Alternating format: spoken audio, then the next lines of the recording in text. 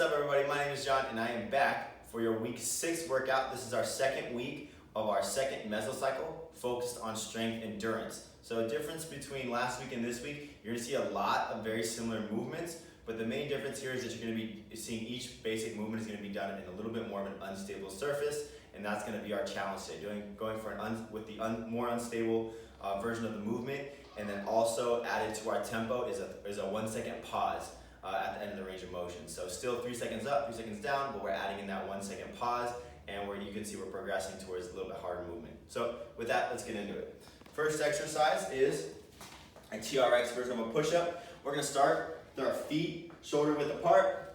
I'm gonna flex I'm gonna start with my straps just above my shoulders, head in line with my spine, chin tucked in. I'm gonna flex at the shoulders and the elbows, 3 seconds down, 1/1000 pause, and then extend at the shoulders and the elbows all the way to the top. Way I can make this harder, feet together. Way I can make this easier, feet wider.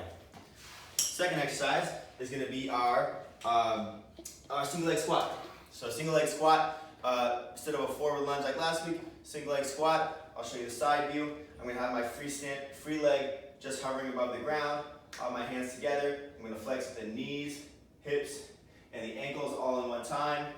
Deep as I can go, hold for that 1 second at the bottom, and then 3 seconds on the way up. 15 on one leg, and then 15 on the other leg, right?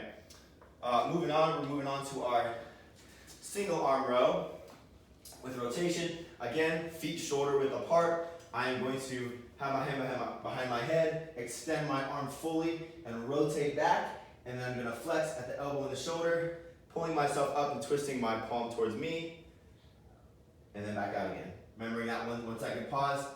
Again, feet wider makes this easier, and feet together makes this harder, right? Same progressions for our TRX movements.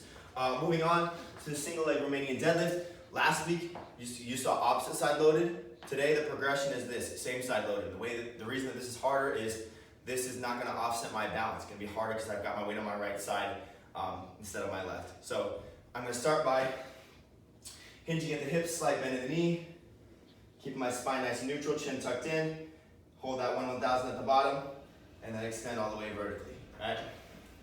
Way you can make this more challenging is just grab a heavier weight, lighter will be a little bit easier. Moving on to our first carry exercise.